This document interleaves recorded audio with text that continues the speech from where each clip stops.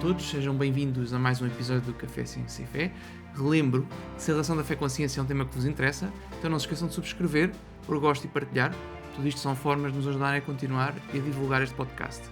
Mas, sem mais demoras, passemos já ao episódio de hoje.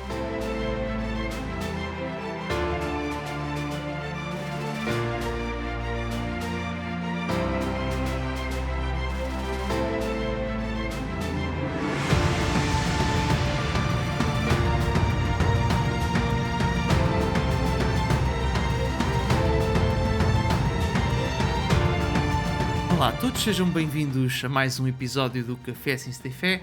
Estamos de volta com a nossa série CSI, como sabemos isto. No último episódio desta série estivemos a ver os argumentos para, como é que nós sabemos que a Terra é esférica, e hoje vamos aqui pegar noutro tema mais ou menos relacionado, mas também muito interessante. Mas antes de entrarmos por aí, olá Bernardo. Olá. Obrigado Olá, por estares aqui outra vez hoje, não é? Obrigado também a todos os que nos ouvem, também pela vossa paciência e fidelidade aqui ao nosso programa. Exato, e esperemos que achem interessante aqui o episódio de hoje. Portanto, Bernardo, nós estamos aqui a pegar nisto, isto é meio que uma continuação do nosso episódio quando falámos sobre a esfericidade da Terra, mas é também assim um género de um complemento à nossa série do caso Galileu, não é? Nós não resistimos a voltar ao bom velhinho Galileu, não é? Sempre que podemos, à mínima situação, lá vem o Galileu outra vez, não é? Exato, tanto que eu estava a pensar, e nós não falámos nisto antes, mas se calhar vamos pôr este episódio nas duas playlists. Acho que é capaz de fazer sentido, não é? Acho que sim. Isto é como se fosse uma adenda, não é? À série do Galileu, àqueles corajosos que conseguiram ver os 10 episódios. Isto é uma cena dos próximos capítulos e não vamos ficar por aqui. E mais não podemos dizer. Exato. Mas então, é assim, nós estivemos aqui a conversar um bocadinho como é que íamos fazer este episódio, e nós pensámos aqui em fazer uma estrutura um bocadinho engraçada, não é? Portanto, nós temos dois objetivos para este episódio, não é? Neste episódio, que em princípio vai ter pelo menos duas partes. Mas o nosso primeiro objetivo é convencer-vos de que a Terra não se move, não é? É o nosso primeiro objetivo. O segundo objetivo é convencer-vos... Usando a ciência da época do Galileu. Atenção. Exato. E o segundo objetivo é convencer-vos que ela de facto se move, não é? Portanto, vamos pegar, exato, como estavas a dizer, nós vamos pegar na ciência da época do Galileu e vamos tentar explicar-vos porque é que os argumentos da altura, a ciência da altura, tudo indicava, tudo fazia crer que a Terra estava imóvel no centro do universo. Era o que fazia sentido, com base no que sabia da altura. E com argumentos científicos fortíssimos, não é? Mas depois vamos também tentar, na segunda parte deste episódio, explicar como é que, com base naquilo que entretanto se descobriu, a explicação mais razoável para aquilo que nós vemos acerca do universo e das coisas que estão à nossa volta é que a Terra se move, e há imensas coisas que nós fazemos e que, se a Terra não se movesse, não iriam funcionar, e lá chegaremos mais tarde, não é? Portanto, isto é uma divisão interessante, mas vamos começar aqui por esta primeira parte, que pode parecer um bocado usual, não é? Que é tentarmos convencer os nossos ouvintes de uma coisa que sabemos à partida que não vai durar, não é? Sim. Mas pronto, e fazendo este disclaimer no início, porque senão ainda começávamos por aqui e depois achavam que nós achávamos mesmo que a Terra estava fixa e não queremos... Não queremos dar a entender isso, não é? Não, de todo, mas eu acho que nós também temos que dizer aqui, que a quem nos ouve, que nós não resistimos a fazer aqui um pouco esta maldade, que é fazer deste episódio uma espécie de um banho de humildade que nós todos deveríamos fazer, mais de vez em quando, não é? Quando temos aquela ideia de que os nossos antepassados eram ignorantes ou não tinham inteligência. E a narrativa habitual que nos chega todos os dias, não é? É que... e agora vou aqui falar na linha daquilo que nós ouvimos tipicamente, que é a narrativa acerca desta questão do Galileu e da forma como o Galileu vingou o modelo de Copérnico. A narrativa que nós temos é que a religião católica, retrógrada, claro, apoiava o geocentrismo por motivos bíblicos, enquanto que a ciência, representada pelo Galileu Galilei, provou, na época, que a Terra se movia em torno do seu eixo e também em torno do Sol, e que por isso o Galileu vingou o Copérnico. Copérnico, que escreveu o seu livro em meados do século XVI, o Galileu, no começo do século XVII, diz a narrativa, provou a teoria de Copérnico. E também nos dizem que a Igreja Católica apoia o geocentrismo só porque tinha motivos religiosos, ou bíblicos, ou teológicos, e por outro lado que a ciência entre aspas, não é? A ciência, na altura do Galileu, apoiou o heliocentrismo porque tinha provas científicas, não é? Será que esta narrativa está certa? Será que esta narrativa que coloca o Galileu e os cientistas com a razão do lado deles contra a Igreja Católica, com a Bíblia do lado deles, será que esta narrativa está correta, Gonçalo? É E isso. agora aqui ficou o suspense. É isso que vamos ver aqui no Suspense. episódio de hoje, não é? E se calhar começamos aqui por uma curta citação, não é? Do livro De Revolutionibus, não é? Que Sim, vamos começar um por livro aí. importantíssimo desta altura, não é? E se calhar começamos aqui por fazer esta citação, não é? Isto é o livro do Copérnico, claro, não é? A obra-prima do Copérnico, publicada pela primeira vez em 1543. Vamos então ouvir. Então diz o seguinte: o facto de nada disso se manifestar nas estrelas fixas demonstra a imensa altitude dessas estrelas, a qual faz com que o círculo do movimento anual ou a sua imagem desapareçam dos olhos. Pois tudo o que é visível tem um certo limite de distância, além do qual não pode ser visto, como é demonstrado na óptica. O facto de haver uma distância considerável entre Saturno, o mais elevado dos planetas errantes, e a esfera das estrelas fixas é demonstrado pelas cintilações das suas luzes. Este é um sinal mais claro para distinguirmos as estrelas fixas dos planetas, e que devia haver uma grande diferença entre os corpos que se movem e os que não se movem. Assim é, sem dúvida, esta divina obra do ótimo e máximo Deus. Então, estamos aqui a olhar para esta citação do De Revolutionibus, livro 1, capítulo 10, portanto, um dos livros mais importantes da vida do Copérnico, certamente. E da história da mais, ciência. mais E da história conhecidos. da ciência. Exato. Em que ele explica. Pronto, em que ele explica um bocado que esta ideia de que, à medida que nós. Pronto, que as coisas têm um limite de distância ao qual se conseguem ver, não é? E repara, e o que é que está logo aqui à vista que faz este modelo de Copérnico ser bastante semelhante ao modelo anterior, ao modelo do Ptolomeu? No modelo do Ptolomeu nós temos um cosmos cujo centro é a Terra. Mas a parte física mais distante da Terra é a esfera das estrelas fixas, no modelo Ptolomeu. E o Copérnico muda isso, Gonçalo? Não muda. Há uma esfera de estrelas fixas. O Copérnico faz uma clara diferença entre os movimentos dos planetas, que ele chama de planetas errantes, e o facto de que as estrelas fixas não têm movimento. Porque brilham e têm um movimento diferente do resto das estrelas, não é? Exatamente. Em princípio, há de ser esse o motivo. Portanto, essa parte do cosmos de Copérnico é igual ao do cosmos do Ptolomeu, ou seja, as estrelas estão fixas, estão numa esfera que gira lá no extremo máximo, no extremo mais distante de nós do universo, e todas estas esferas concêntricas, não é? A Terra está no centro do universo e as esferas em torno da Terra, no modelo geocêntrico de Ptolomeu, são esféricas, estas órbitas das estrelas, e também no modelo de Copérnico continua a ser esférica a órbita das estrelas. O Copérnico não alterou a forma, se quisermos circular no plano, não é? E a forma esférica em que é como se as estrelas estivessem incrustadas, não é? Numa esfera que está a deslizar em torno da Terra, no caso de Ptolomeu, e está a deslizar em torno do Sol, no caso do modelo de Copérnico. Mas ele não alterou isso, não é? Não alterou o formato. Estava a lembrar de uma coisa um bocado ridícula, mas isto é o modelo que é apresentado pelo Timon no filme do Rei Leão. Mas enfim, pronto, foi assim um bocado alternativo. Pois é verdade. Aqui aos nossos ouvintes pela referência. mas quando ele diz aqui, estava aqui a pensar também numa coisa, esta um bocadinho mais séria, quando ele diz cintilações, eu suponho, pelo contexto, que ele não se esteja a referir àquele piscar habitual que se vê quando nós olhamos para as estrelas e que é, no fundo, um bocadinho acaba por ser um género de uma ilusão de óptica causada pelas turbulências na atmosfera. Existe isso que nós, habitualmente, pelo menos quando eu vejo esta palavra cintilar, eu associo a isso.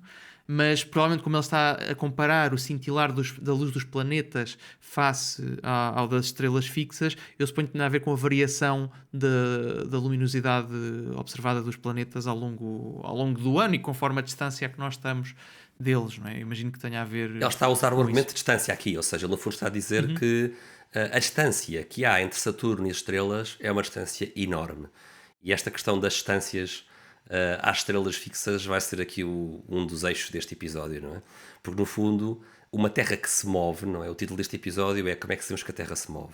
E uma Terra que se move, estamos a falar de dois tipos de movimento. O movimento diurno da Terra em torno do seu eixo e o movimento anual da Terra em torno do Sol. Segundo o modelo de Copérnico, estes dois movimentos são reais. Contra a longa tradição ptolomaica e aristotélica, que diz o contrário, diz que a Terra está imóvel de movimento diurno e imóvel de movimento anual. Há aqui uma diferença muito grande entre estes dois movimentos, não é? E neste modelo, como vamos ver daqui a pouco, uma das formas pelas quais nós podemos distinguir os dois modelos é que o modelo de Copérnico tem que ser muitíssimo maior. O cosmos de Copérnico tem que ser muitíssimo maior comparado com o cosmos de Ptolomeu. E isto é uma consequência do modelo de Copérnico que não é muito fácil de gerir para a época, como vamos ver, não é? E os argumentos que vamos encontrar do lado da ciência vão jogar contra o modelo de Copérnico, não por uma questão bíblica, como costuma sempre dizer, não é? Mas entre cientistas, o argumento mais forte, como vamos ver hoje, é um argumento que tem a ver com a escala, com a dimensão do próprio cosmos, que no caso do modelo de Copérnico tem que ser um cosmos gigantesco, uma distância entre Saturno e as estrelas enorme, colossal. Exato. E como nós referimos na altura no episódio de Galileu, apesar de ter sido assim um bocadinho mais de passagem, não é? O Galileu, tanto o Copérnico como o Galileu estão aqui a ir contra entre aspas, contra uma parede, não é? Porque eles no fundo estão a ir contra aquilo que toda a gente acreditou desde sempre. Desde sempre. Não desde sempre, mas do ponto Os de vista eruditos, dele. não é? Os eruditos gregos, não é? Sim, desde a Grécia. Desde os eruditos gregos. Portanto, há milhares de anos que as pessoas acreditam nisto, não é? E eles de repente vêm aqui com uma ideia nova sem terem uma física alternativa para explicar porque é que isto era assim, não é? Isso é um ponto importante, não é, Gonçalo? Porque o modelo de Copérnico é um modelo cinemático, não é? Um momento descritivo do movimento, não é um modelo explicativo com base em forças, não é? Ainda estamos longe de Newton, não é? Sim, podemos pensar um bocadinho que é como se o modelo ser de Copérnico ou de Ptolomeu, exato, como estás a dizer, fosse a descrição de como é que as coisas se comportam, não é? E depois, no caso do modelo de Ptolomeu, a física aristotélica é a física que explica porque é que se comportam daquela maneira. Porque é que temos a Terra, no caso do Ptolomeu, porque é que temos a Terra imóvel no centro do universo, não é? E porque é que as outras coisas andam à volta. Mas, pronto, tendo em conta a física aristotélica, mais porque é que a Terra está imóvel no centro, não é? Isso é a parte mais importante. E o Galileu, tanto o Galileu como o Copérnico, propõem este modelo alternativo de como é que as coisas são, sem proporem uma explicação de porque é que elas são assim. Sendo que para gravar isso, como nós explicamos na nossa playlist sobre o caso Galileu, nos primeiros episódios, para gravar isso, na cultura científica da época, segundo Aristóteles, a explicação mais científica é aquela que encontra as causas. E por isso, sem uma explicação física, para os aristotélicos da época, para os sábios da época, sem uma explicação física, não há ciência certa. Há apenas salvar os fenómenos, não é? Que é representar o movimento dos astros de uma forma matematicamente equivalente, que foi no fundo o que fez o Copérnico.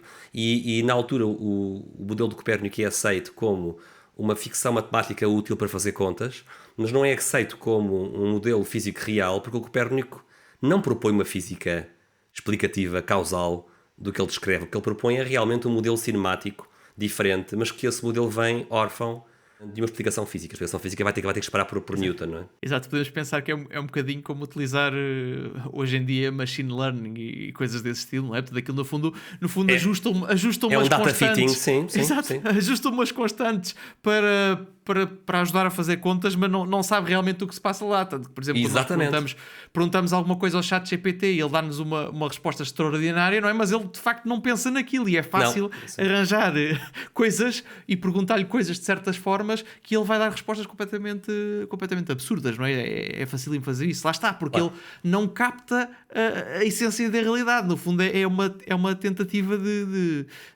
é um ajuste de constantes no modelo para dar um determinado resultado. Por acaso é interessante isso a dizer, porque nós um dia vamos fazer um episódio só sobre a questão desses algoritmos de aprendizagem e da chamada inteligência artificial, não é? Mas eu acho que é uma ideia interessante pensar nestes algoritmos, sobretudo no ChatGPT, como uma espécie de salvar os fenómenos, em que os fenómenos que o ChatGPT salva é a enorme base de dados de treino que foi usada para treinar o algoritmo. Exato. E sabes que eu acho isto engraçadíssimo ainda nesse tópico do ChatGPT, que eu às vezes faço ao ChatGPT na brincadeira perguntas de física e ele faz exatamente os mesmos erros que os alunos fazem. É interessantíssimo. Ou seja, revela um desconhecimento real, não é, da matéria. No fundo, o que está a fazer o algoritmo está nem a sempre, gerar... ou seja, ele não faz isso sempre, mas muitas vezes ele dá os mesmos erros que os alunos, que é hilariante. E para quem não tem formação em informática, o que estes softwares fazem de forma prodigiosa é sugerir o texto estatisticamente mais provável a seguir ao que nós escrevemos, não é? São máquinas que geram texto sintético e o objetivo do texto é ser o texto mais provável que deve ir a seguir ao texto que nós escrevemos, não é? É o que no fundo está a fazer o ChatGPT. E faz isso lindamente porque tem uma base de dados de treino gigântica e tem uma capacidade de computação inacreditável, como nunca a humanidade viu antes, não é? Exato. Mas não há ali inteligência, não é? Há uma geração estatística do texto mais provável a seguir ao que nós escrevemos, não é? No fundo, essa é a lógica. Exato. Mas lá está, é um ajuste muito fino, não é? É um ajuste muito fino aos dados, que é aquilo que faz o modelo de Copérnico, não é? É um ajuste muito fino aos dados, mas que não traz uma explicação causal. Faziam tudo à mão, é a diferença. Sim, o Copérnico era um gênio, fez tudo à mão, exatamente. Mas no fundo, Gonçalo, só para quem ainda não foi ouvir a playlist do caso Galileu, convém ter aqui presente alguns factos, não é? O Galileu, durante toda a sua longa carreira científica, que foi brilhante em todos os aspectos, não conseguiu provar nem o movimento da Terra diurno em torno do seu eixo, nem o movimento anual da Terra em torno do Sol. Isto não foi provado pelo Galileu. Porque é muito mais complicado do que se pensa. E é um bocadinho essa a ideia aqui deste episódio, não é? Mostrar que isto de facto não é assim tão simples e o Galileu, pronto, apesar de ter tido uma intuição genial, não é? Esta ideia de que a Terra se move e que o Sol está no centro, ele teve essa intuição genial. Sim, sem dúvida. E fez outros trabalhos geniais também em física, não é? Iremos comentar também outro dia, não é? Apesar de ter tido essa intuição, ele não mostrou que a Terra de facto se movia. Isto aconteceu muito mais tarde e foi um caso que foi sendo construído de forma cumulativa ao longo do tempo. Sim, esperem até ao final deste episódio CSI, na última parte, vamos explicar-vos quando é que realmente os cientistas demonstraram que a Terra se movia, o que foi algo que aconteceu séculos mais tarde, como dizias, Gonçalo. No entanto, o Galileu faz uma coisa notável, não é? Com as suas observações do telescópio do ano de 1610, ele vai descobrir as fases de Vênus. Por acaso eu acho que agora estou a falar de cor, acho que ele descobre isso no ano seguinte, já não me recordo agora se é 1611. Mas ele descobre com o telescópio que Vênus tem fases. E essa descoberta, nós remetemos os ouvintes para os episódios da série de Galileu para mais detalhes, essa descoberta refuta de vez o modelo de Ptolomeu. O modelo de Ptolomeu não é compatível com fases em Vênus. Exato, mas o problema aqui do modelo de Ptolomeu neste caso é que tem o Sol a andar à volta da Terra e todos os outros planetas também a andar à volta da Terra, não é? Sim. E aqui um bocadinho pela forma como os planetas estão distribuídos neste modelo, isso torna aqui complicada a questão da observação das fases. Ou seja, nem é a existência das fases, é a forma como elas aparecem. O formato das fases. A forma como elas aparecem. O padrão. É isso mesmo. Exato, seria expectável que o padrão fosse diferente nestes dois modelos e o padrão de facto não é compatível com o modelo de Ptolomeu. Mas, e nós vamos mais a este detalhe no episódio, não é? O que acontece é que existe aqui outro modelo que raramente se fala quando se discute este tipo de temas, não é? Que era compatível com a física da época e ao mesmo tempo compatível com esta observação das fases de Vênus, não é? Que era o modelo de Tycho Brahe, que nós comentámos na altura, não é? Que é um modelo que, assim, olhando para ele, pelo menos enquanto físicos e do ponto de vista quer dizer, do ponto de vista de alguém que já tem o conhecimento científico mais atualizado, não é? Claro, nós olhamos para isto parece que é um bocado é um modelo um bocado artificial, ou seja, é uma coisa hoc, pouco simétrica, mas que tem esta grande virtude na época de respeitar a física que se tem e explicar e bater na mesma certo com aquilo que se observa, não é? Portanto, o modelo de Tycho Brahe, para os nossos ouvintes, os que não se recordam de quando falámos disto na série do Galileu, é um modelo em que temos a Terra imóvel no centro do universo, o Sol anda à volta da Terra e depois todos os outros planetas andam à volta do Sol em órbita circular, que é interessantíssimo. No fundo, é uma questão de ponto de vista, não é? Entre isto e o Copérnico só muda esta questão do ponto de vista. É pôr o Sol no centro com tudo à volta, ou a Terra no centro com o Sol à volta e tudo à volta do Sol. Ou seja, Aí o que é que faz depois a Lua também anda à volta da Terra, não é? O que é que faz o Tycho Brahe, que é verdadeiramente brilhante, Gonçalo, que é este genial astrónomo dinamarquês? O que ele faz é, sendo um homem que nasce 3 anos depois da publicação do livro do Copérnico, do Tycho Brahe é de uma geração seguinte, não é? Ele vai perceber, por um lado, a beleza matemática do modelo no qual os planetas orbitam o Sol, como tu dizias, mas vai preservar o geocentrismo por razões físicas, vai manter a Terra no centro, mas vai colocar o Sol em torno da Terra e todos os planetas em volta do Sol. Não é? Isso é realmente o brilhante do modelo Tycho Brahe. É um modelo que se adapta às observações revolucionárias do Galileu e ao mesmo tempo preserva a física geocêntrica. Não é? E este vai ser o modelo, Tycho Brahe vai ser o modelo que vai vigorar até bem tarde, até bem perto de um Newton. Nós vamos ter o modelo Tycho Brahe como um modelo que era, se quisermos, o estado da arte entre os sábios, entre os No astrónomos. fundo, era a coisa mais simples que se tinha, que batia certo com a física e que explicava as com a observação, observações. e com as observações, Que é isso mesmo. interessantíssimo. É interessantíssimo. E portanto estamos aqui a fazer aqui um progresso bastante engraçado, não é?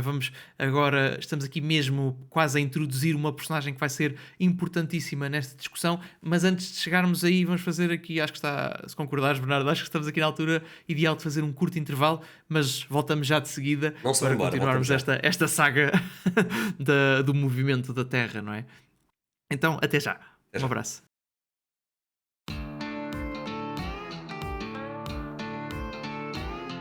Estás farto de podcasts chatos e que te adormecem? Então prepara-te, porque estamos a preparar a melhor mistura de ciência e fé. Subscreve agora e deixa para trás os teus problemas de café. E não se esqueçam de pôr gosto e partilhar.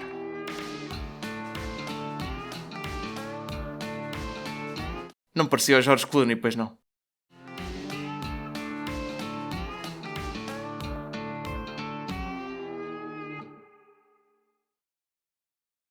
Mas, no que me diz respeito, porque deveria parecer falso que a distância do Sol a Saturno seja contida tantas vezes entre Saturno e a imensidão das estrelas fixas? Ou o que há de tão absurdo numa estrela de terceira magnitude ter um tamanho igual ao de toda a órbita anual? O que disso é contrário à vontade divina, ou impossível pela natureza divina, ou inadmissível pela natureza infinita. Estas coisas devem ser inteiramente demonstradas por ti, se quiseres inferir algo de absurdo a partir daqui. Essas coisas que os homens comuns veem como absurdas, à primeira vista, não são facilmente acusadas de absurdidade, pois, na verdade, a sabedoria e a majestade divinas são muito maiores do que eles compreendem. Concede a vastidão do universo e os tamanhos das estrelas, tão grandes quanto queiras. Ainda assim, não terão proporção com o Criador infinito. Pois considera-se que quanto maior o rei, tanto maior e mais vasto deve ser o palácio adequado à sua majestade. Então, quão grande achas que deve ser o palácio adequado a Deus? Portanto, Isto é Bernardo, fantástico. temos aqui uma citação do Rothman, não é? Aqui nesta segunda parte, estamos aqui de regresso à segunda parte do nosso episódio CSI, não é? Como sabemos isto sobre o movimento da Terra, não é? E estamos aqui a citar, portanto, estamos a tirar esta citação aqui do livro do Graney, não é? A propósito deste tópico. Mas quem é o Rothman já agora? Convém dizer que o Rothman é um copernicano que nasce no ano, ali cerca do ano de 555, pouco depois, uma década depois da publicação do livro de Copérnico, e o Rothman, alemão, morre no ano 1600, mais coisa, menos coisa. Portanto, é um copernicano convicto, tal como o Galileu e tal como, vá lá, uma dúzia de outros sábios. Não havia mais do que uma dúzia de copernicanos na Europa, e até sabemos quem eles eram. Portanto, o modelo copernicano tinha muito poucos adeptos. Isto era uma facção dos astrónomos da época, não é? Mas vemos aqui uma coisa, Gonçalo, que é uma semelhança clara, não é, com o Copérnico, que é usar aqui um argumento teológico, apelar para a majestade de Deus, para explicar porque é que no modelo de Copérnico o universo tinha que ser gigante e as distâncias, não é? As distâncias de Saturno até às estrelas tinham que ser distâncias muitíssimo maiores do que as distâncias do Sol a Saturno, não é? Temos aqui um argumento teológico Não, é Não é? engraçadíssimo. E ao mesmo tempo eu não consigo. Nós temos falado várias vezes disto, mas eu não consigo deixar de olhar para esta citação e ver ecos das condenações de Paris do Etienne Tempier, não é? Portanto, este argumento, ok, nós podemos achar que as coisas estão feitas de uma determinada maneira ou termos dificuldade em perceber a imensidão do universo, mas Deus tinha liberdade para o fazer assim, e se Deus quis fazer assim, pode tê-lo feito, não é? Que é interessantíssimo, não é? Este apelo à liberdade de Deus para justificar que as coisas possam ser de uma maneira Sem que nós dúvida. não conseguimos conceber. Tens toda Não a é? razão, mas porquê que os copernicanos, que segundo a narrativa são supostamente os homens da ciência, não é? Da época contra a igreja, Só não é? estão a fazer argumentos teológicos. Porquê é que eles estão a fazer argumentos teológicos, não é? O que é que se está a passar aqui? O que é que se está a passar aqui? Então vamos lá ver se percebemos. E para isso vamos socorrer-nos deste livro extraordinário, deste livro editado em 2015, faz agora cerca de 9 anos, pela Universidade Norte-Americana de Notre Dame, e é o livro do astrónomo norte-americano Christopher Graney. O livro chama-se Setting Aside All Authority, e é o livro que se baseia muito neste cientista e padre jesuíta italiano, o padre Giovanni Battista Riccioli. E no fundo o subtítulo é Giovanni Battista Riccioli and the Science Against Copernicus in the Age of Galileo. No fundo parece que há aqui uma ciência, não é? Segundo diz o título, há aqui uma ciência contra Copérnico, não é? Uau, o que é isto? Havia, Dá mas, quase, mas que é dá isto? quase a entender que eles estão a usar argumentos teológicos porque não têm argumentos científicos, não é? Exatamente, ou seja, isto aqui é super estranho. Nós temos aqui argumentos científicos contra Copérnico na altura do Galileu. Como é que isto é possível? Sim. Não, E os ao mesmo copernicanos tempo- com argumentos teológicos? Parece que está o mundo Eu- ao contrário, não é? Está tudo ao contrário. Ao mesmo tempo eu não os queria estar, espero não estar a representar mal, mas ao mesmo tempo ele parece-me estar a dizer um bocadinho: eu tenho liberdade para defender isto porque é possível que Deus tenha feito as coisas desta maneira. Mas não é esta a abordagem que nós vemos no lado dos opositores deles, pois não. Portanto, do lado dos opositores deles vemos uma coisa muito mais assente em factos observáveis, que é algo que nós estaríamos à espera do lado do cientista, não é?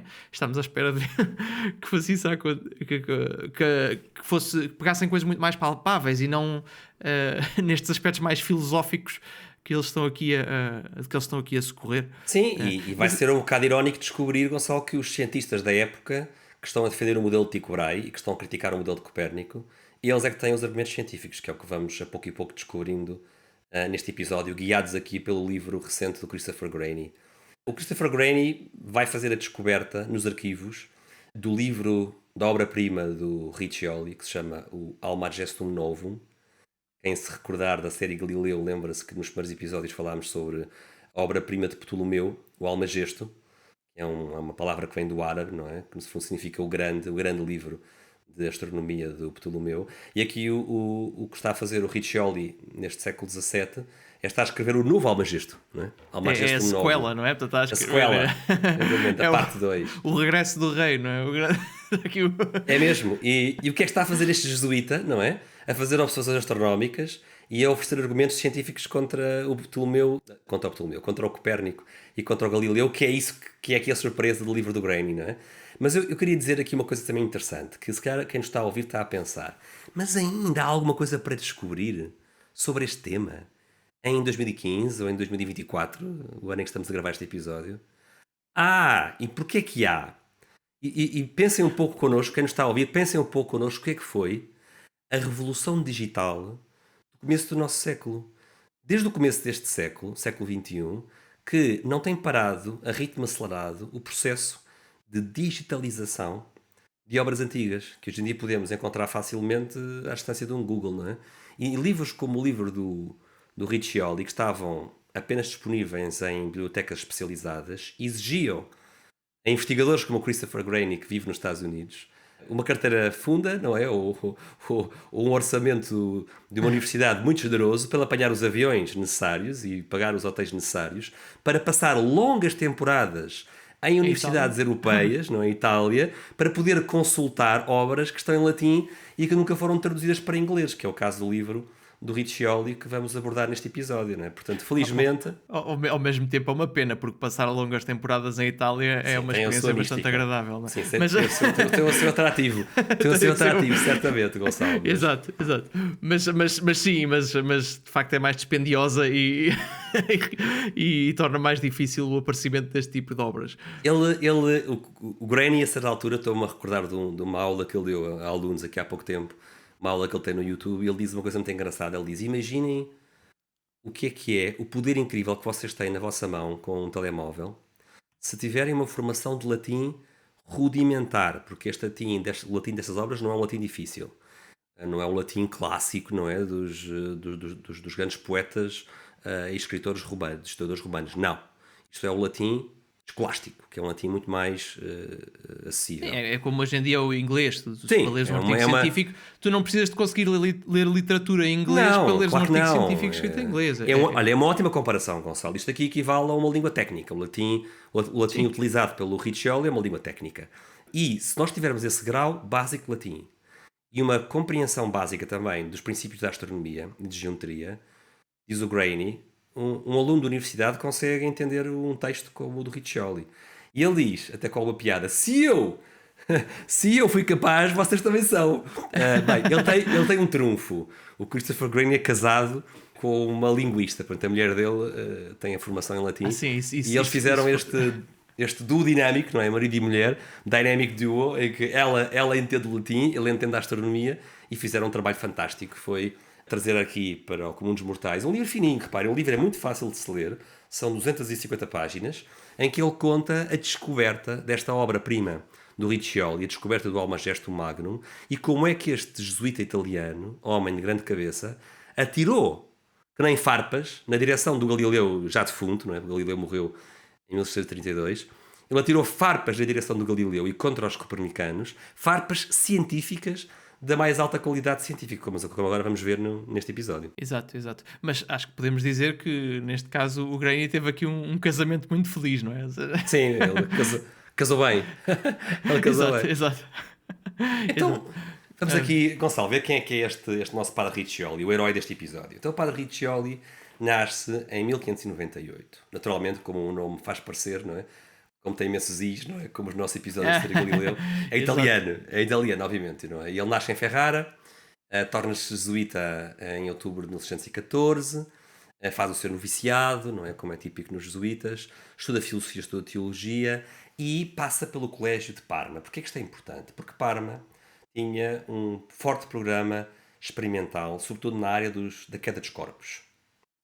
Vai ser útil, Gonçalo, quando nós falarmos sobre aquele momento do Almagestum Novo em que o Riccioli tenta procurar evidências físicas que a Terra roda sobre o seu eixo. Vai ser muito importante para essas experiências que ele vai fazer, os anos que ele passou em Parma e as experiências que ele lá aprendeu sobre a queda dos corpos. No fundo, é interessante que o Riccioli, como todos os homens completos pós-renascentistas, renascentistas e pós-renascentistas desta época, começo da era moderna, ele descrevia-se a si próprio não só como um teólogo, mas também um teólogo com um fortíssimo interesse em astronomia. Eu acho que ele estava a ser humilde, eu acho que ele era um astrónomo de primeira categoria, não é? Ao nível de um Tycho Brahe, não é? Pelo menos na esteira de um Tycho Brahe. Tycho Brahe, convém não esquecer, revolucionou as bases de dados de observações astronómicas, algo que não acontecia desde a Grécia Antiga, desde o tempo do Ptolomeu.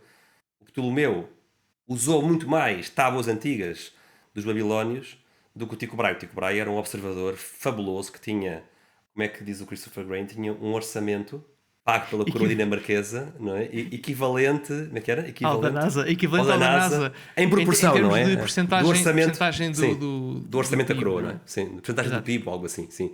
Ele faz um argumento engraçado em relação a isso. Portanto, o Tycho Brahe, este dinamarquês, no virar do século VI para o século XVII, compila um conjunto gigante de observações astronómicas, vai depois permitir às próximas gerações de astrónomos, e o Riccioli é um desses sortudos, de poder beneficiar todo este trabalho, mas o Riccioli vai ter uma arma secreta, o telescópio que o Galileu aperfeiçoou, não é? Portanto, o Riccioli é o astrónomo da geração a seguir ao Galileu, que vai ter não só as monumentais tabelas do Tycho Brahe, mas vai poder fazer observações que vão melhorar muitíssimo essas tabelas do Tycho Brahe usando o telescópio que o Galileu aperfeiçoou. Sim, porque o Tycho Brahe, e é extraordinário, ele fazia as observações a olho nu, não é? No fundo, tinha lá uns sistemas para conseguir fazer as medições com mais precisão, mas não tinha telescópios, não é? Portanto, acabava por fazer isto Sim, a olho nu, era muito mais difícil. E o facto de se introduzir aqui o telescópio, como vamos ver, por um lado vai ser uma evolução extraordinária na forma como se fazem as medições,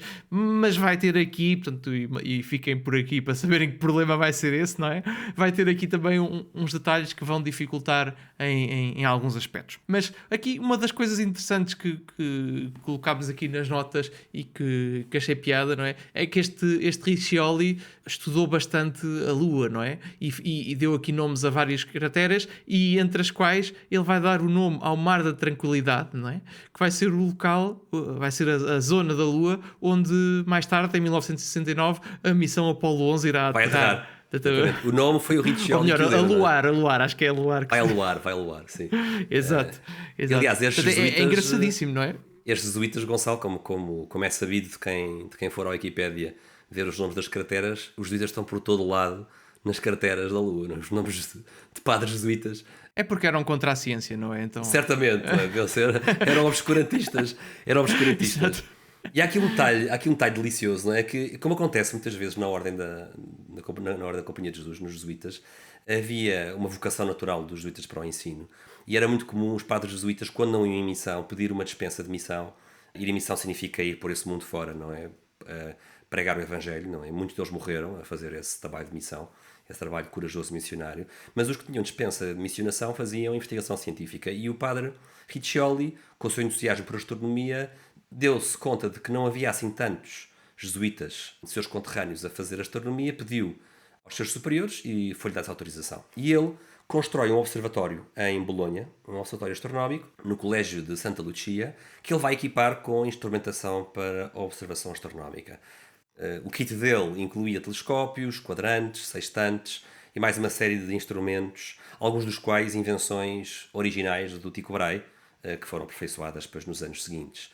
Ele tem um companheiro nas suas aventuras astronómicas, que é o outro jesuíta muito importante desta história, que é o padre Francesco Maria Grimaldi, que vai... Deixa-me adivinhar, também era italiano. Também italiano. Como é que tu adivinhaste isso, não é? Não sei. Tive aqui um feeling. Realmente. E o padre Grimaldi era 20 anos mais novo, portanto, podemos imaginar aqui também, obviamente, não é? Uma relação mestre-discípulo em que o padre Grimaldi estava a aprender com o seu professor, com o seu mestre, e trabalhavam juntos em Bolonha, sendo que depois este duo dinâmico de Grimaldi Riccioli vão corresponder-se com as grandes cabeças que se interessam por estes temas nesta geração. Homens como o Huygens, o Cassini e o famoso padre Athanasius Kircher, o grande egiptólogo jesuíta desta época. Nós estamos a falar de um homem muito completo, não é? Que até ao fim da sua vida publicou obras, quer de teologia, quer de astronomia, e ele morreu com 70 anos de idade, não é? Com idade avançada já. E é aqui uma rápida biografia do padre Riccioli, antes de entrarmos aqui no nosso episódio.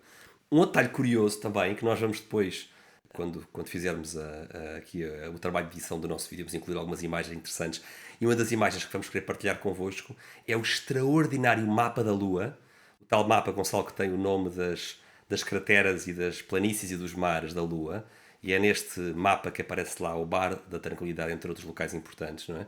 É um mapa extraordinário que ele apresenta no seu quarto livro, do Almagesto Novo, e o desenho deste mapa da Lua é um trabalho que ele faz juntamente com o padre Grimaldi, e vejam a extraordinária qualidade desse mapa, nós depois vamos mostrar-vos. Exato, metemos a imagem aqui quando estivermos a dizer isto. Sim, vai surgir no vídeo. E metemos também o link na descrição para os que não acompanham através do YouTube. Sim, e há aqui um detalhe também que eu achei muito interessante quando estava a olhar para esta imagem, Gonçalo, que é no topo do mapa da Lua, o padre Riccioli coloca uma legenda lá em cima, em latim, que diz o seguinte: Nec homines lunam incolunt. Significa, e os homens não habitam a Lua.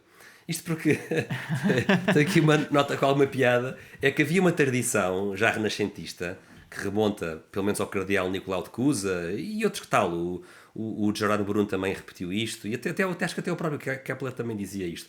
Havia esta ideia de que a Lua estava habitada, era uma ideia popular, comum, entre os homens que escreviam sobre este tipo de assuntos.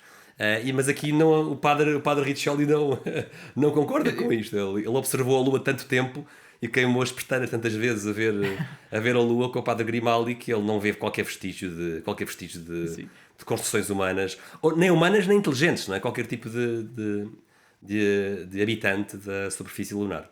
Sim, eu pessoalmente nunca consegui, mas acho que há quem diga que quando olha para a Lua parece que vê a cara de uma pessoa, não é? Até se chama O Homem na Lua. Pelo menos eu já ouvi efeito... dizer isto, pá, mas eu nunca consegui perceber, nunca consegui ver isso. Mas pronto, não tem nada a ver uma coisa com a outra, não é? Podia perfeitamente parecer uma pessoa, não é? E não tem lá ninguém a viver, são coisas...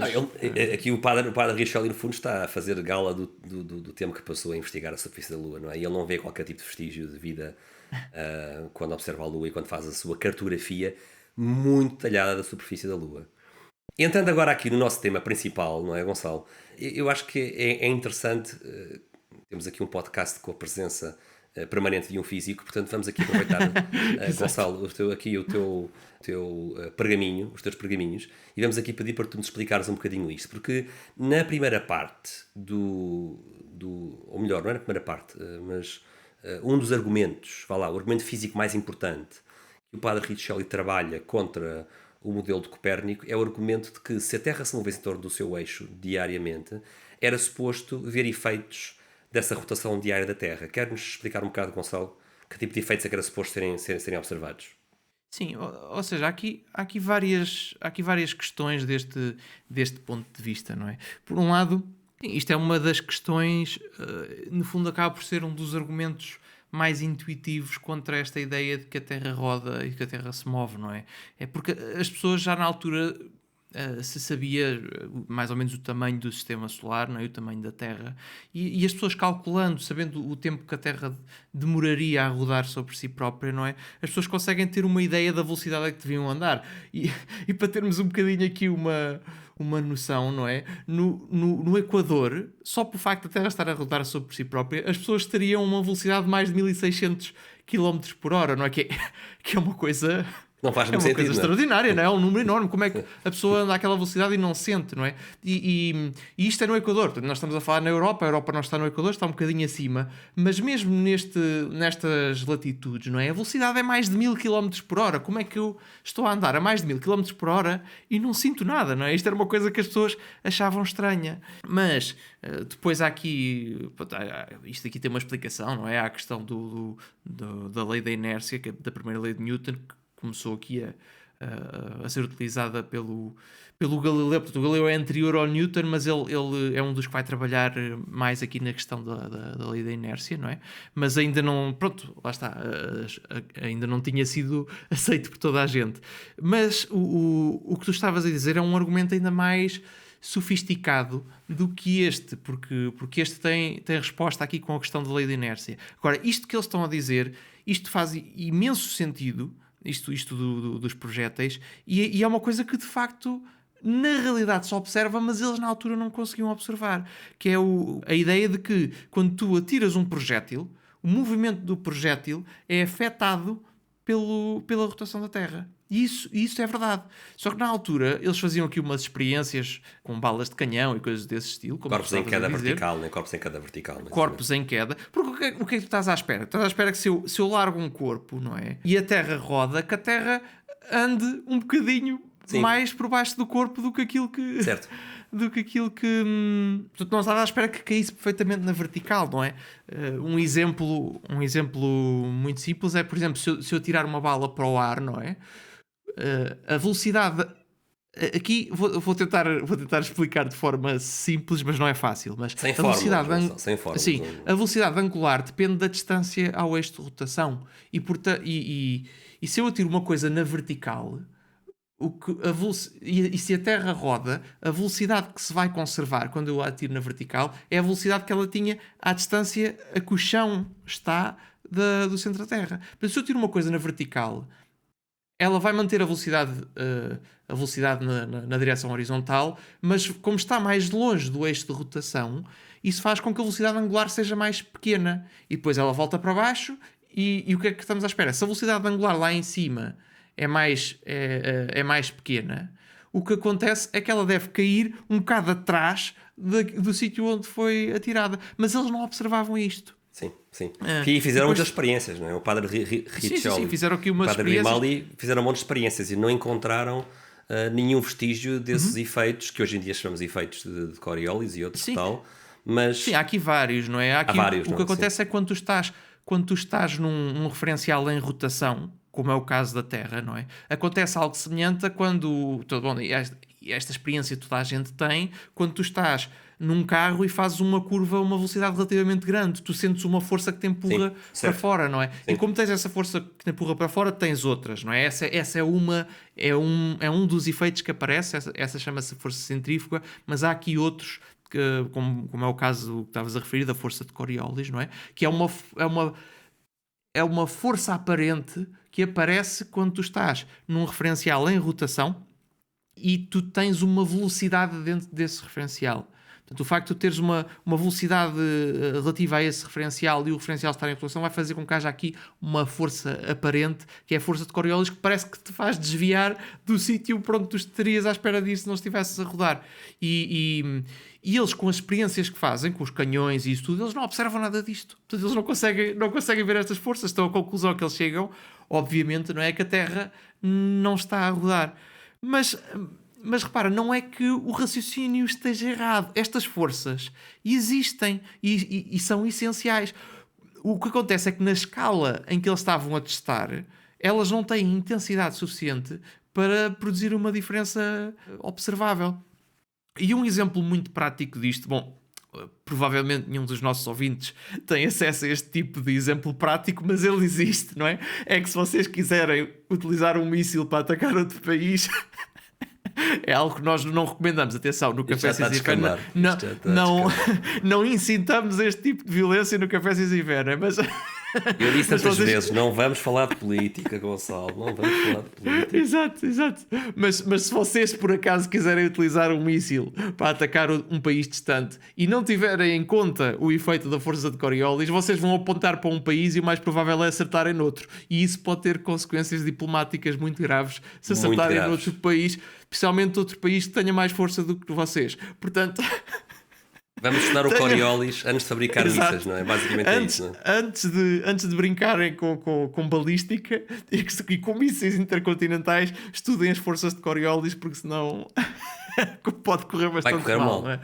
Exato. Agora, mas estamos a dizer isto em tom de brincadeira, mas é verdade. Ou seja, eles não tinham, os canhões da altura não conseguiam observar isto, mas hoje, com mísseis, se não tivermos isto em conta, vamos falhar o alvo, não é? Sim, e aqui o que é que o nosso adversário copernicano vai dizer a estes dois padres jesuítas? Vai dizer, vocês não estão a ver nenhum efeitos de que a Terra roda sobre o seu eixo, porque os efeitos são reais, mas são muito pequenos, são indetetáveis, não é? E o que é interessante é que o padre Riccioli e o padre Grimaldi concordaram que realmente isso até era plausível, e eles vão dirigir a sua atenção... Tem razão, não é? Eles têm razão. Sim, eles têm razão, e na verdade é a refutação copernicana, se quisermos, era uma refutação, se quiseres, pela ausência de sinais de movimento, o que não é assim muito forte, mas é pelo menos plausível, não é? E a certa altura o padre Riccioli, na sua obra, aponta as armas numa direção de um argumento que se vai provar muitíssimo mais forte, não é? Ele vai abordar um argumento desta vez astronómico, um argumento contra o modelo de Copérnico baseado nas observações das estrelas. Sim, mas que é um argumento que acaba por ser mais ou menos semelhante na medida em que estamos a olhar para numa escala maior, não é? E em que temos medidas melhores, mas é o mesmo tipo de argumento. É, se a Terra se move, eu estou à espera de observar certas coisas. Disso, não é? Sim, estou à espera que isso seja, de conseguir ver isso quando olho para o céu, estou à espera de conseguir ver isso quando olho para as coisas à minha volta. E o que acontece aqui podemos dizer coincidências de escala, se calhar, não sei se é uma expressão indicada, mas por coincidências de escala, na época em que eles viviam, nenhuma destas coisas era possível de observar. Que é interessantíssimo, é interessantíssimo. Agora, temos aqui um argumento muito interessante, que é um argumento anti-Copérnico, que o Riccioli vai melhorar. O argumento não é ele que o inventa, o argumento é inventado pelo Tycho Brahe. e vai ser ampliado de forma dramática pelo Riccioli, como vamos ver. Então, antes de vermos a ampliação que o Riccioli faz deste argumento, convém recuar um bocado no tempo, Gonçalo, não é? E daqui ao começo do século XVII, ali nos últimos anos de vida do Tycho Brahe, em que o Tycho Brahe vai fazer algumas críticas, talvez as mais fortes, todas as mais importantes, ao modelo do Copérnico. O Tycho Brahe, como dissemos há pouco, tem uma carreira científica vasta, porque ele e o seu séquito de alunos E um bigode magnífico. e um bigode astronómico, não é? Que foi Exato. aquela piada fácil, não é? Que, Exato, o exato. Tycho Brahe tinha não só um bigode astronómico, como tinha tabelas astronómicas. Tabelas astronómicas que eram. Das quais não constava o seu bigode, mas... Não. Pô, já me estou a não. esticar, peço desculpa aos nossos ouvintes. Mas olha, mas isto também tem uma coisa, a piada só vai parecer repetida para quem já viu os outros episódios, não é, da série do Galileu. Quem não viu esses episódios não vai perceber que esta piada é uma piada já gasta, não é? E já é um bocado repetida. Exato. Mas regressando aqui ao nosso dinamarquês, ao Tycho Brahe, o que é que o Tycho Brahe descobre ou propõe contra o modelo de Copérnico? Para já perceber que o Tycho Brahe, nesta época do começo do século XVII, ele não tem um telescópio. Ele faz observações com base numa parafernália de instrumentos que ele próprio reúne e até alguns constrói, alguns dos quais ele inventou, mas ele não tinha lentes, não tinha o poder de observação e de ampliação de um telescópio. À data não existia. E o que se passa é que o olho humano, que no fundo é a lente, a lente que o Tycho Brahe pode usar é o olho humano, a lente só consegue detectar objetos nos céus que sejam de tamanho aproximadamente superior a 1 minuto de arco. Se nós imaginarmos que o céu à nossa volta são 360 graus... Sim, quando olhamos um círculo, não é? Portanto, quando olhamos para todas as direções, isso podemos partir em 360 partes, isso é um grau, não é? Isso é um grau, não é? Pois o grau parte-se em... Porque o céu à nossa volta, depois isso é uma coisa, é um bocadinho mais complexo, porque tem duas direções e chama-se, depois há uma coisa que se chama o ângulo sólido, mas não vale a pena entrar-nos por aí. Vamos manter não é? isto simples, Gonçalo, não queremos ficar sem ouvintes. Exato, não queremos assustar as pessoas. E portanto, aqui em todo este episódio vamos usar muitas vezes esta nomenclatura dos minutos, dos segundos, dos graus. Portanto, como estavas a dizer, Gonçalo, toda a esfera à nossa volta, num plano, se quisermos, à nossa volta, divide-se em 360 partes, que são os graus. Cada grau divide-se em 60 partes, que são os minutos. E cada minuto tem 60 partes, que são os segundos. Portanto, cada vez que nós falarmos num minuto de arco ou num arco minuto, isto são 60 segundos de arco, se quisermos dizer assim. E por sua vez, um grau são 60 Minutos de arco. ou minutos de arco, é isso mesmo. Portanto, o olho humano, estava a dizer que o olho humano não consegue ver nada que seja mais pequeno do que um minuto de arco. A precisão das observações do Tycho Brahe andava, portanto, nesta ordem de grandeza, porque ele observava com o olho dele, não é? Com o olho dos seus Sim, empregados. ou alguém não é? observava, não é? Portanto, Alguém se calhar, observava por não ele. sei se ele via bem ou não, mas alguém iria fazer esta medida sem telescópio. E reparem que isto é uma precisão extraordinária para a época. Ou seja, o Tycho Brahe faz observações com um grau de erro na escala do minuto de arco. É extraordinário, atenção, isto não é para tirar valor ao trabalho dele, pelo contrário, foi um trabalho hercúleo o que ele fez apenas a olho nu, não é? No entanto, o problema, depois entra também aqui um fator importante, é que as estrelas têm tamanhos diferentes e distâncias diferentes, não é? Esta combinação do tamanho variável da estrela, de estrela para estrela, e da distância variável de estrela para estrela, não é? Tornam isto complexo. As estrelas têm tamanhos e distâncias diferentes, não é? Entre elas. Mas há aqui uma gama, se quisermos, de tamanho aparente destas estrelas, em que a olho nu uma estrela poderá, para quem tem olhos muito bons, ver uma estrela pequena que ocupa um quarto de minuto de arco, portanto a quarta parte do minuto de arco, apenas em condições excelentes noturnas, não é? Que na altura por acaso até havia, Gonçalo, se houvesse uma noite limpa... Sim, na altura não havia a poluição luminosa que há hoje, não é? Portanto, claro. Portanto, alguém com muito talento ocular poderia conseguir discernir uma estrela a olho nu com um diâmetro aparente de um quarto de minuto, até às estrelas maiores que a olho nu pareciam ter 2 minutos de arco. Importante também dizer que no universo ticoniano, que é aquele universo geocêntrico, não é? Em que temos o tal Sol em torno da Terra, mas depois temos todos os planetas em torno do Sol. Nesse cosmos ticoniano, o cosmos termina, ou seja, a última camada do cosmos, como falámos há pouco, é a esfera das estrelas fixas, e de acordo com os cálculos da época, o Tycho Brahe colocava essa esfera das estrelas a uma distância da órbita de Saturno, que era o último planeta conhecido, não é? Portanto, a última esfera planetária conhecida era a de Saturno, e depois havia um buraco entre a esfera de Saturno e a esfera das estrelas fixas, havia uma distância superior a 12 vezes a distância média do Sol à Terra. Então, se imaginarmos que o Sol, no modelo de Copérnico, está bastante próximo, é o próprio centro do universo, não é? E considerarmos que a distância da Terra ao Sol é uma unidade que hoje em dia chamamos de unidade astronómica, 12 dessas unidades é o espaço que vai de Saturno até às estrelas fixas.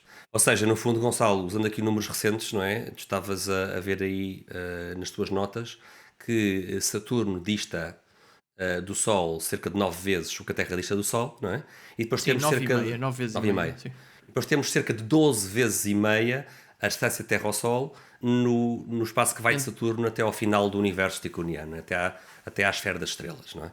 Isto é mais ou menos o tamanho do universo. Portanto, isto no fundo dá mais ou menos o quê, Gonçalo? 21, 22 distâncias de Terra ao Sol, sim, não é? Sim, exato. O tamanho 22, sim. O tamanho do universo ticoniano são mais ou menos 22 vezes a distância da Terra ao Sol hoje em dia. Até uma estimativa, com um erro bastante grande. Mas evidente. Aliás, sabemos hoje um erro gigântico, mas... Sim, claro.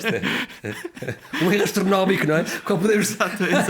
Em Tycho Brahe tudo é astronómico. Não, exato, mas fora de brincadeiras, ele fez um trabalho incrível. Não? Sim, ou seja, com aquilo que ele tinha na altura, isto é extraordinário.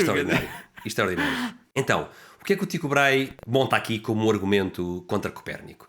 Isto é um argumento estritamente científico, reparem, não há aqui argumentos de Bíblias nem das Escrituras, isto é um argumento estritamente científico. O Tycho Brahe diz que uma estrela de primeira ordem de grandeza, como por exemplo a estrela Vega, tinha um tamanho aparente ali na ordem de grandeza de 2 minutos de arco. Só dizer aqui o termo técnico é magnitude, não é? Magnitude, sim. Isto é uma medida da luminosidade aparente das estrelas. Bom, também pode ser utilizada como medida da luminosidade absoluta, mas isso é um bocadinho mais complicado. Mas, no fundo, primeira magnitude são as estrelas mais brilhantes, e depois, à medida que se vai passando para a segunda magnitude, terceira magnitude, etc., estamos a falar de estrelas cada vez menos brilhantes. Portanto, isto é ao contrário do que seria o intuitivo, não é? Portanto, mais magnitude, neste caso, significa que é menos brilhante. Mas desculpa só aqui a clarificação. E aqui qual é o raciocínio do Tycho Brahe? O raciocínio do Tycho Brahe é o seguinte, ele diz, se por hipótese a Terra gira em torno do Sol, segundo quer Copérnico, num intervalo de 12 meses, no espaço de um ano, entre dois extremos desta órbita anual, não é? Por exemplo, entre o verão e o inverno, ou entre a primavera e o outono, se realmente estas estrelas estivessem a uma distância relativamente próxima de nós, era suposto, à medida que o olho humano muda de ângulo de perspectiva, não é? Mudando do verão para o inverno ou do outono para a primavera, era suposto, para objetos próximos, como aliás acontece com os planetas, era suposto para objetos próximos nós vermos que a estrela mudava de posição nos céus. Posição relativa, não é? Sim, isto é uma coisa que nós já explicámos no episódio do Galileu. Quem quiser pode ir lá ver, é paralaxe estelar, não é? Sim, mas isto é uma experiência que qualquer um pode fazer em casa, não é? Se vocês puserem-se o dedo à frente da vossa cara, não é? E fecharem um dos olhos e depois trocarem para o outro olho, vocês vão ver que o dedo face ao fundo, ao resto, à imagem que está lá atrás, parece que muda de posição. Mas não mudou, o dedo está quieto, não é? Sim, enquanto trocam de olho, não é? Tem o dedo quieto, não é? Esta mudança aparente de posição chama-se paralaxe, que é a mudança aparente de posição de um objeto próximo, relativamente a um fundo distante, devido à mudança de posição do observador. Certo. Neste exemplo com o dedo, o observador é cada um dos vossos olhos, não é? No caso aqui das observações astronómicas, a mudança de posição do observador é a Terra num lado da órbita e a Terra no outro lado da órbita, que é uma distância muito maior e, portanto, permite-nos observar paralaxes de coisas muito mais distantes. Sim, e no fundo, como estavas a dizer, Gonçalo, se a Terra se move ao longo do ano em torno do Sol, segundo Copérnico, era suposto ver efeitos dessa troca de posição da Terra ao longo do ano, a não ser que o objeto que estamos a observar esteja tão longe que essa diferença real que existe a paralaxe seja invisível, não é? Indetetável para o olho humano, não é? Exato, porque no fundo o que acontece aqui é eles não viam paralaxe, mas eles sabiam que tinham um erro na medição, não é? E o que é que acontece? Se tu não observas paralaxe, das duas uma, ou a distância da estrela, ou a Terra não se move, não é? Isso é uma das opções. É a resposta mais simples do Tycho Brahe, é preferida do Tycho Brahe. Exato, que está de acordo com a física da época. Certo. está de acordo com a física da época e com o facto de nós não observarmos o que estamos a falar de força de Coriolis, de não sentirmos esta velocidade gigante que calculamos que devíamos ter. Portanto, ou a Terra não se move, ou se a Terra se move, as estrelas estão a uma distância superior a um valor que já é gigântico, porque esse valor ou seja, como nós temos um erro na medida, nós sabemos que o paralaxe tem que ser inferior a esse erro na medida, porque nós observamos é zero. E agora, Gonçalo, para E aqueles como- que não gostaram de estudar trigonometria ou que não gostam de estudar trigonometria, a trigonometria mais básica é a única coisa que é preciso para o Tycho Brahe fazer as contas. E se ele sabe que ele não consegue ter mais precisão do que um minuto de arco, que é o que ele consegue ver a olho nu, ele consegue dizer logo qual é a distância mínima que uma estrela para a qual ele não observa paralaxe anual tem que estar para a paralaxe não se ver. E ele estimula isso como 7.000 vezes a distância da Terra ao Sol. Portanto, reparem, o que o Tycho Brahe está a Zero é dizer... completamente incompreensível. O que o Tycho Brahe está a dizer é, espera lá, eu no meu universo, o meu universo tem um tamanho para aí 22 vezes a distância Terra-Sol, mais ou menos 22 vezes, não é? E tu, Copérnico, e vocês, os seguidores de Copérnico, estão-me a querer dizer que eu, como não vejo paralaxe em nenhuma estrela, nem nas mais brilhantes, estão-me a dizer que a esfera das estrelas está não a 22 vezes a distância Terra-Sol, mas está a 7.000 vezes essa distância. Portanto, reparem que isto é ampliar o universo quase 700 vezes, não é? De tamanho, face àquilo que era o habitual no modelo de Tycho Brahe.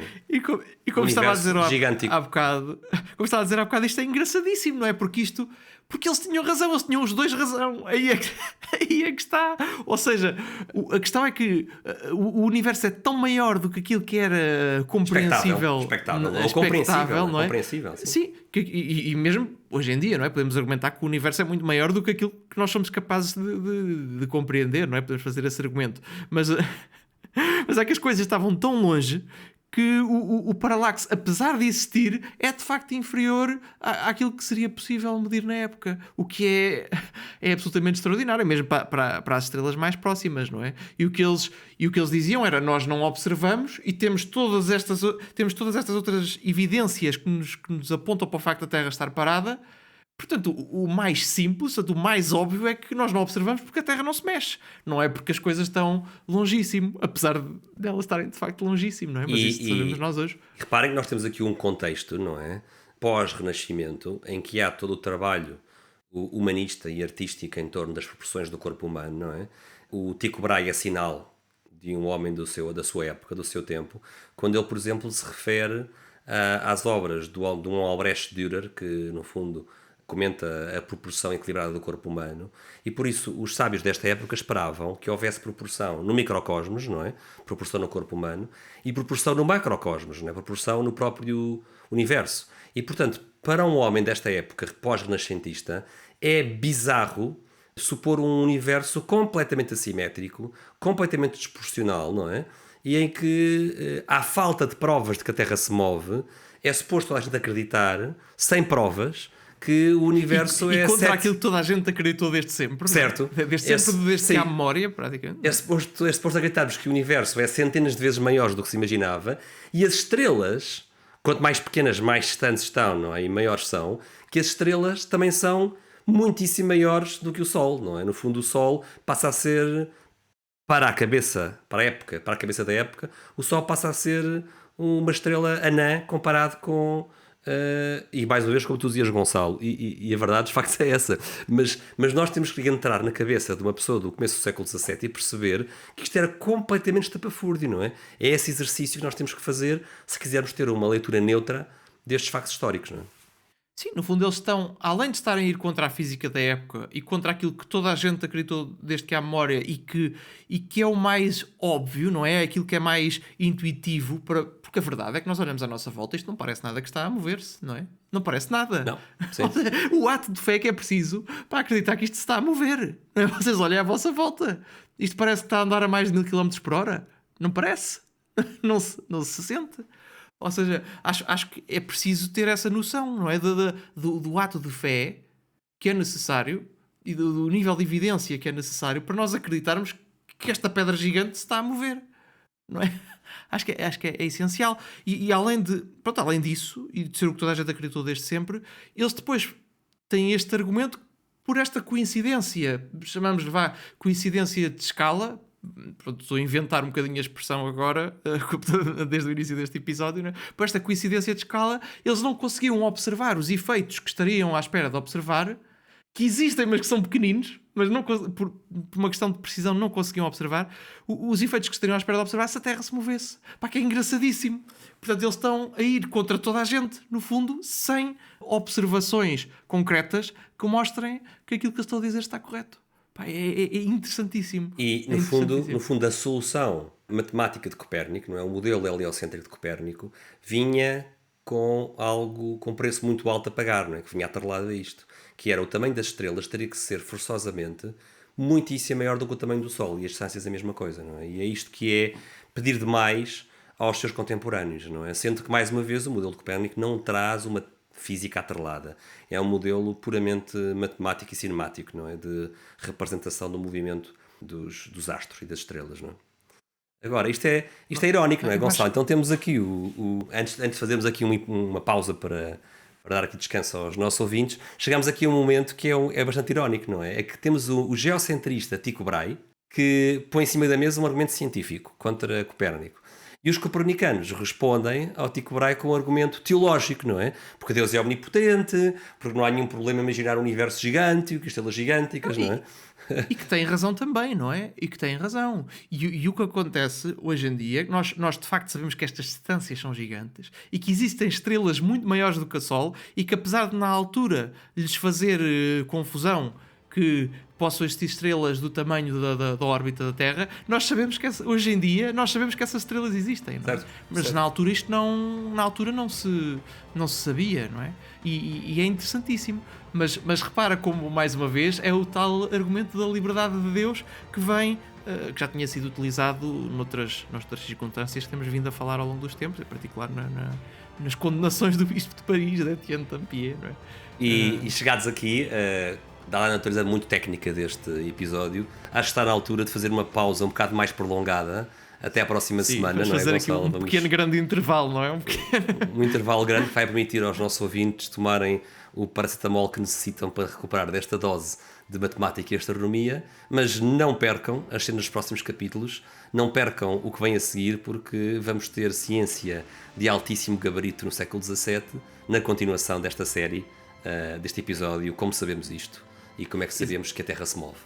Exato, e se não querem perder a continuação deste episódio e saber porque é que as pessoas na altura achavam que a Terra estava imóvel e porque é que nós acreditamos que não está, não é?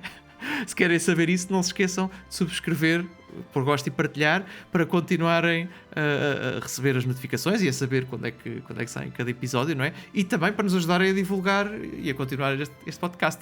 Portanto, Bernardo, obrigado por este bocadinho e acho que voltamos em breve. Até para a semana, com voltamos novos em temas, breve. não é? Com a continuação deste tema. Portanto, um abraço e até já. Até já. Até já, quer dizer, para ti, não é? Exato. Um abraço.